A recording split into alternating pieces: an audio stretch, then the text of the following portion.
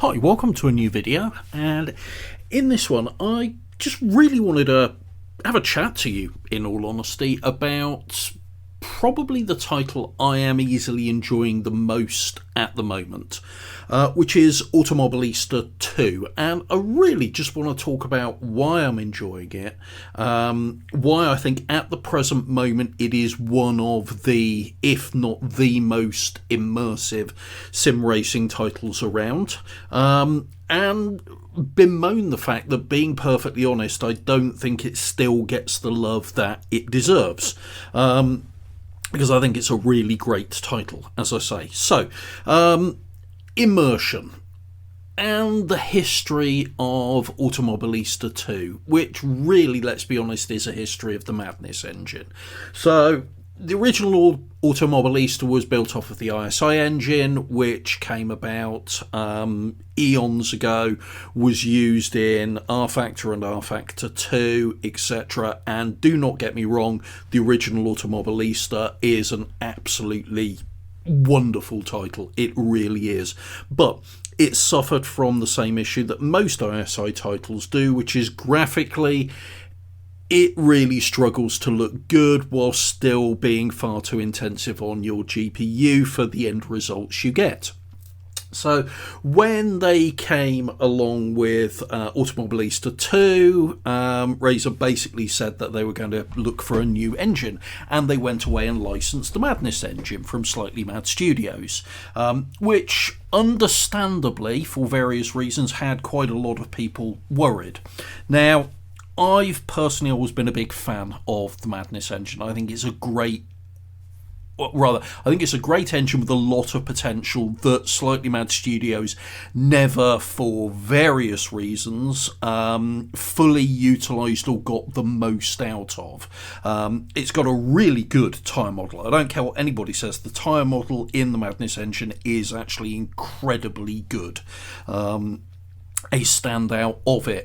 It also has an advantage that, as well as having a solid physics engine and tyre model that needed some work on it but is solid on the whole, it actually looks pretty good without being hideously intensive on your GPU. So you can get good results out of it with reasonably mid-level hardware. And certainly I get good results out of all versions of the Madness engine, with the exception of Project Cars 3, which is, from an optimization point of view, a title that's best forgotten about. In fact, for a lot of people, it's a title best forgotten about for various reasons. But in AMS2, we've got some really good visual performance coming out of it, some pretty good sounds coming out of it, and a physics model that had a really good basis to start off with, and in my view an incredible tyre model in there. What Razer have done with the physics engine is they have now got to a point where I think they've solved the vast majority of the large issues that exist with the physics engine as it came from the Project Car series. Don't get me wrong, it's not perfect in every regard, but there isn't a physics engine out there that is. But what we've now got is a physics engine and tyre model that is incredibly immersive and works really well for the majority of the content in the title, and they're still working on it and still developing it. It drives really well. It feels natural. It feels instinctive. It feels intuitive and immersive. That's my view on it anyway. I think it's really good. And they've really knocked the ball out of the park with some of the recent content. In particular, the new 2022 version, or rather their version of the 2022 Formula 1 cars. The Formula Ultimate Gen 2, which just drives amazingly. I really, really enjoy it. You've then got, as I say, the visual side of things, and I think that's nowhere more immersive than when you fire up a VR headset and get into VR in it. Now, the Madness engine, again, one of its strengths has always been its really solid performance with VR. There are titles out there that do VR reasonably well, despite their limitations. Assetto Corsa, the original one's probably a good example of that. You've got titles out there that really are just an absolute sodding nightmare to get working with VR. R Factor 2 most definitely falls into that category. And then you get titles where you get good VR, but you need a really hefty graphics card to get the most out of it. And that's Assetto Corsa Competizione. Certainly for me anyway. What I find with AMS2 is you just get this really solid balance of good looking but stable VR performance out of mid-level GPUs without massive compromises to frame rates, the look of it, etc. So it gives you a really immersive feeling within there for actually relatively little performance compromise. And VR in any title just works really well in my regard in terms of the immersion. But there's just something about the Madness engine that really works with VR in my mind. And some of it's the car modelling that they get really right, the way that they put you in the car. And a good example of this that I just really enjoyed and made me smile recently was taking the new version of the Brazilian stock car. So the Brazilian stock car 2022 version, just gave it a run around the new airport track in AMS2, and it's a space frame prototype car. For those of you who might not know what that means, it basically means it looks like the road car on the outside, but it's a purpose-built car underneath, and as a result there's a lot of liberties taken with things like, in particular, the seating position. And this is something from old 90s DTM cars and early 2000 DTM cars and JGTC, Super GT, these kind of cars you may be aware of, and that is you don't sit in them as a racing car in anything like the position you would sit in them from a road car. You sit practically where the back seat's footwell would be. You are that far back. The steering's a long way back. The engine's moved a hell of a long way back as well. Basically to turn them into what are sometimes termed front mid-engined cars, which is the engine's still in front of you, but it's so far back and you are so far back that it's practically in the middle of the car. And that gives a really unusual seating position because the B pillar is right next to your head rather than being behind you, and a fairly hefty one at that, with you sat right in the middle of the cage as well.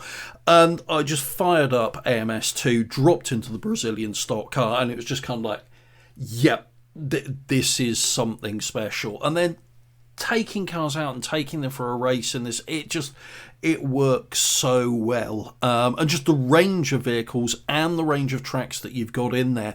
And this is another area where you get the immersion side of things coming into play within AMS2, and this is kind of something that they followed on from Project Cars in, and that's with historic tracks.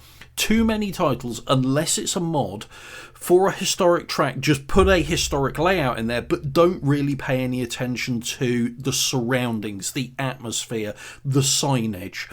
And Project Cars always did that really well in both the original and Project Cars 2. And they followed that lead with AMS2. And one thing I just want to shout out here with regard to AMS2, a mistake too many people make. A lot of people think that the tracks that are in AMS2 that were in Project Cars 1 or 2 were lifted directly from Project Cars and put into AMS2, and that's not correct. Razer actually modelled particularly the track mesh from scratch themselves. All they did was reuse some, but not all, of the trackside assets from Project Cars, which is where some of the look and feel of it comes from, the fact that it's running on the same engine. But they worked through these tracks and developed them themselves, and I think too many people forget that and just think that a lot of AMS2 is a copy and paste from Project Cars, and it's just a South American motorsport version of Project Cars 2, and it's not. It's a title that very much survives and stands on its own merits, and those merits basically have given what a lot of people wanted from Project Cars 3.